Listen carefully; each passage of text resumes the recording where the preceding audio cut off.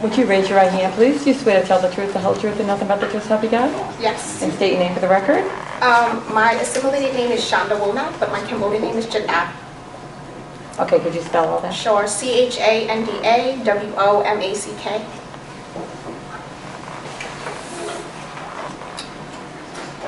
I'm going to stick with your assimilated name. Great.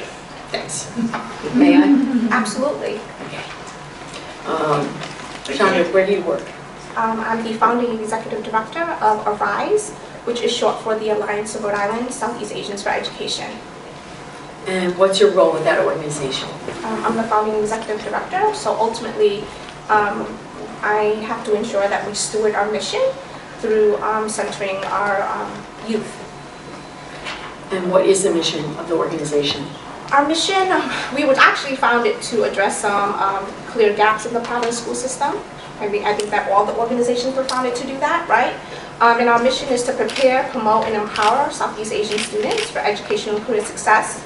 Because we believe in the importance of the interconnectedness of identities, which is intersectionality, we serve all students who find our space to be safe and find value in our work.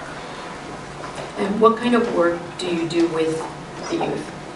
Well, with young people, we have school level and district level memorandums of understanding with the Providence School District. Our largest constituents are from Providence. We also serve Cranston and Woonsocket because they also have high populations of Southeast Asian students, but 80% of our members are from Providence.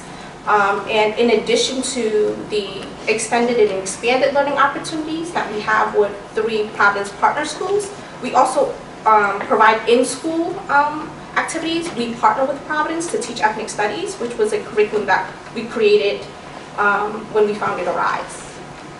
And how are you organized? Do you have members? Yes, we do. So we have members who participate in our extended and expanded learning opportunities, and we also have members who are obviously part of our ethnic studies course. In addition to that, we call them the heartbeat of our organization. We have a cohort of 13 youth leaders who receive political education training, so they're kind of understanding the, learning about the systems of power. We value the advancement of self-efficacy. And in our space, they're also learning about themselves and how that relates to the larger community, a family community, and their school community. And what kind of work have you done?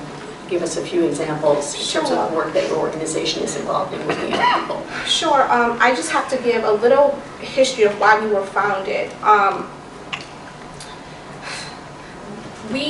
So historically, when we talk about educational attainment, when we talk about educational disparities, we have only focused on Black and Latinx students, okay? Even the data says it. We have not focused on Southeast Asian students because as a nation and as a state, we don't have disaggregated data on Southeast Asian students. What we don't know also, what is not common knowledge, is that because of the Vietnam War, it destabilized the Southeast Asian countries, which resulted in 1.2 million of refugee resettlement in the United States, the largest refugee resettlement in the history of the United States. So what that says is that my parents came over with the shirts on their back, and our experiences mimic that of Blacks and Hispanic students. But we're not even footnoted when you look at the data, because the data is reported that all Asians are succeeding, okay? So then, because the data speaks to that, you're not going to address, or you're not going to see a need in that population. So we were founded to uplift that message, and because we believe in the importance of intersectionality, you'll see that 30% of our members are not Southeast Asians, and some of them are also mixed. And part of that work that we had to do was we actually were able to pass legislation at the state level called the All Students Count Act in 2017, which requires now the Rhode Island Department of Education to disaggregate their data. So every single district, I believe there's like 42 LEAs or 62 LEAs, right? They have to disaggregate their data. And that was legislation that we advocated for and organized around, had 4 districts sign on, Central Falls, Providence, Cranston, and Woonsocket. We targeted these districts strategically because they had the highest population of Southeast Asian students. 12 racial justice organizations. We've even had the superintendent come and testify. And the legislators mentioned that the most memorable testimonies were from our young people. And we made national news because we were the 3rd state to pass a bill of that stature. We're seen as a leading organization in data disaggregation work.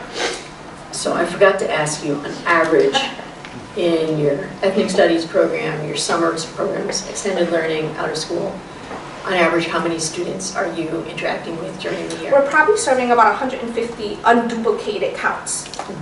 I think that's very important to know. And I also think it's also extremely important not to quantify the work, because we forget when we talk about data, there are faces, real faces attached to this.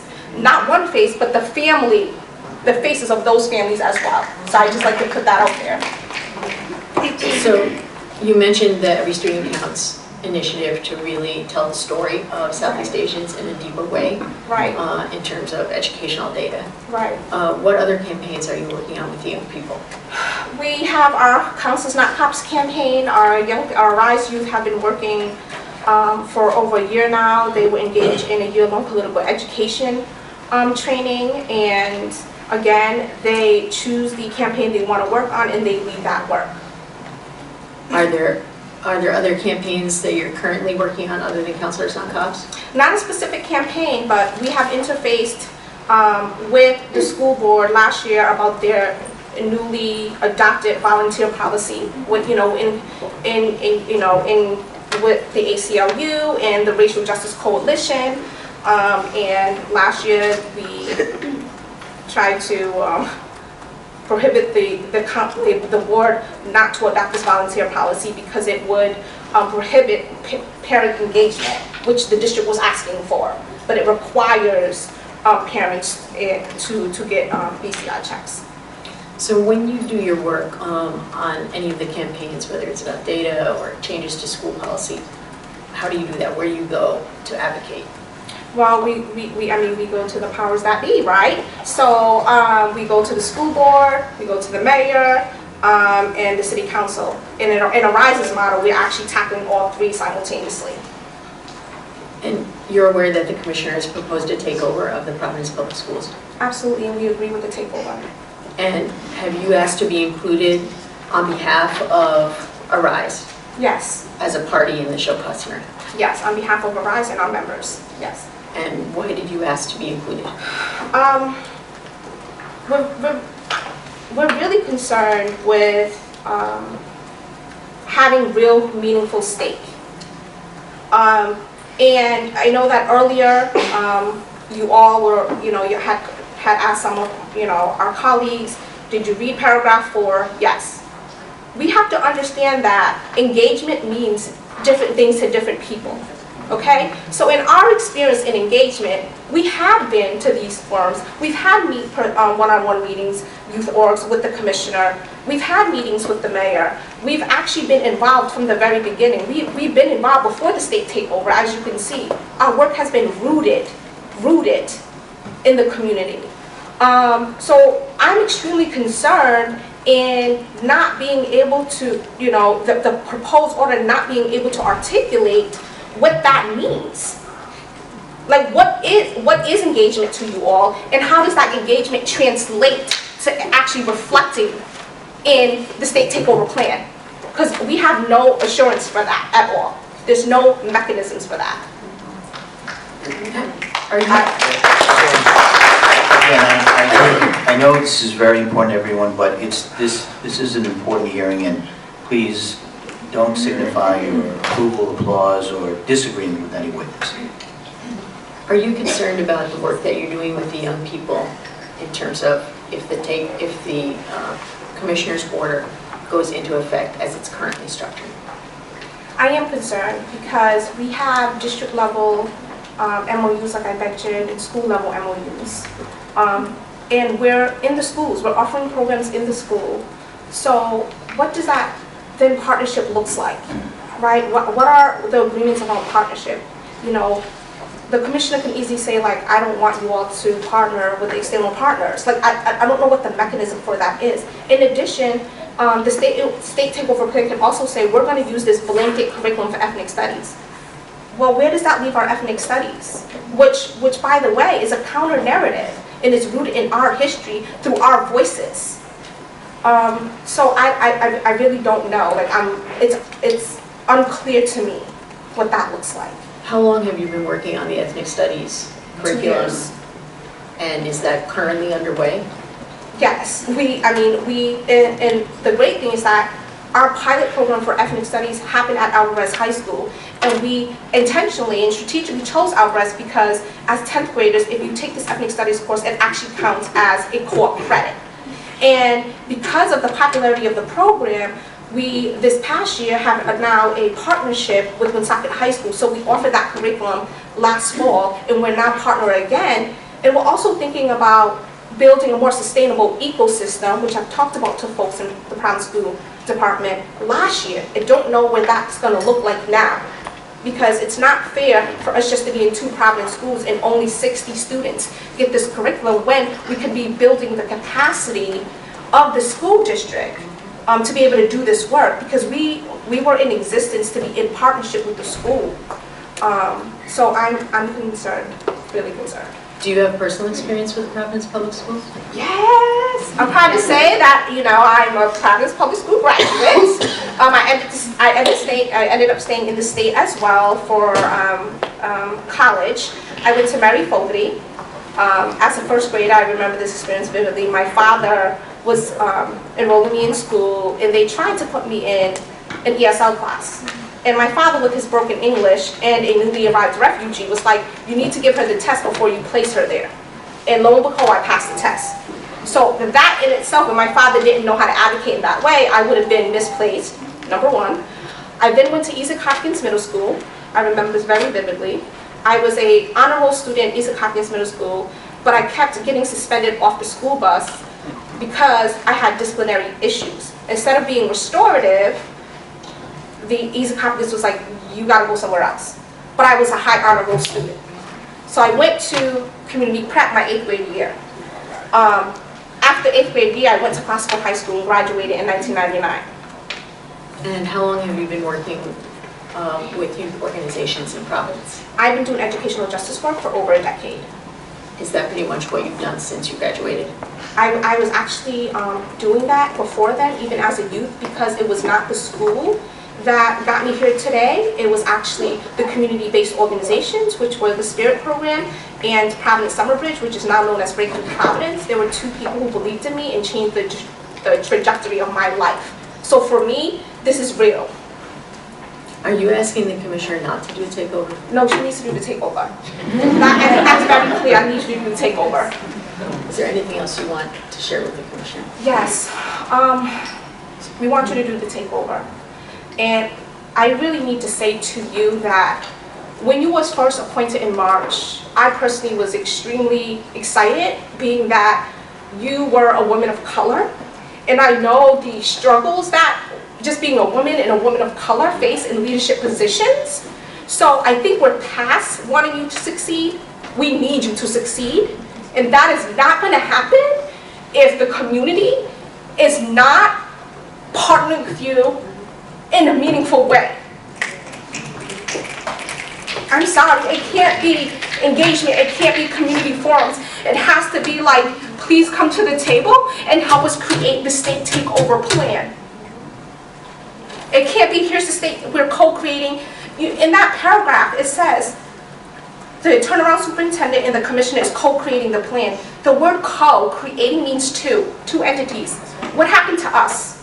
What happened to the parents, students, and community who's been living here and who's invested? I had to take my daughter out of the private school system. She was there for 4 years. I had to take her out because it totally went against all my ideologies, but my husband had to remind me, you are a mother first. And I would love for her to come back. So we want you to succeed. We need you to succeed, but it's really not going to happen. And we have the data and the research to prove this if we are not at the table helping you make the decision and helping you craft this plan.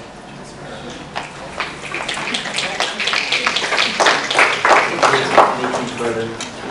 Mr. DeSisto? Just a few questions. Mr. State, congratulations, you have a good organization, and I can see you're very passionate about it. You should. Does Arise work with PRISM? Yes, Okay. we work with a lot of different organizations, yes. And you indicated that 80% of your members are from Providence. Yes, Is that students? yes. Okay. And about how many does that mean? Well, we serve about 150 students per year unduplicated.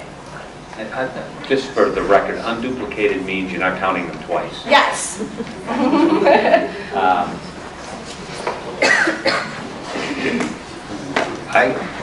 I will call you Shonda, if that's okay. Shonda, okay, yes.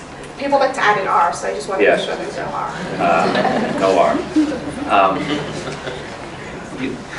I appreciate what you've said to the commissioner, and I'm happy that you're for the takeover. That tells me that you're not satisfied with the current process of governance of the school department.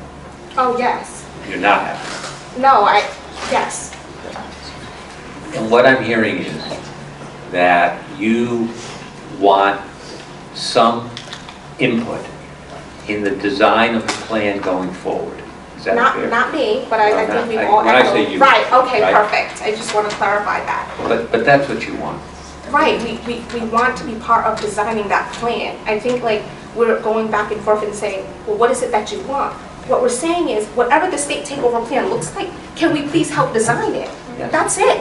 Good. And mechanically, tell us, because this is good, tell us how that works. You want to meet with the commissioner and her staff and give your input as to the design going forward, is that right? I think that we've been saying that, but where is that reflected in the proposed order in a meaningful, legally enforceable way, right? So it's kind of like, it's great to engage us, but how are we going to be assured that our engagement is being reflected in this document or whatever this takeover looks like?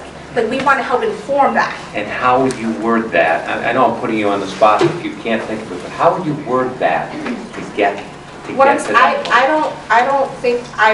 don't want to speak on behalf of folks, but what I'm saying is that whatever that looks like, it needs to be collectively informed, and with parents and youth having standing to collectively inform that. Okay.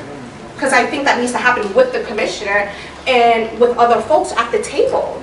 Like, this is not like a siloed entity. Like, all of these entities are working interconnectedly, and we all have stake in this. But to leave out the most, the number one experts, which are our young people who are living in the system, out of the actual plan for the state takeover, is problematic. But you don't harbor any, you don't think the commissioner doesn't have your interests?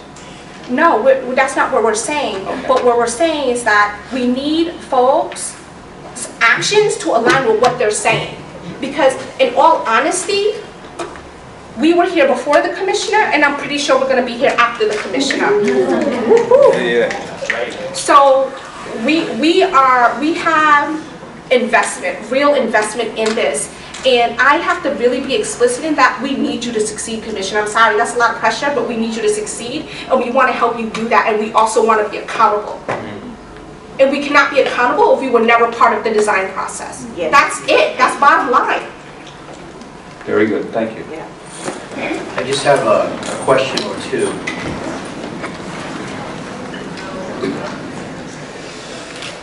One of the things that you testified to was that your group, I think you said in 2017, I think it was 2017, went to the General Assembly. You had a concern about the way data was being aggregated with respect to the Southeast Asian community. Is that correct? Right. And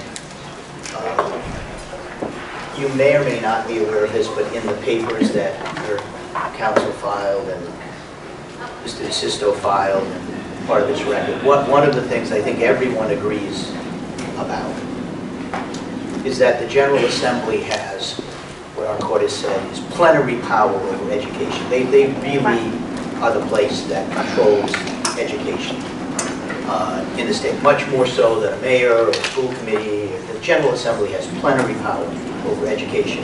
And you went to the General Assembly because that was the appropriate body to go to if you wanted a change in Rhode Island education law as it applied to the aggregation of this data, correct? Yes, because that was a statewide initiative that needed to happen statewide, the disaggregation, yes. And you also understand that it is a legislative, it is a statute that applies to anyone in the state.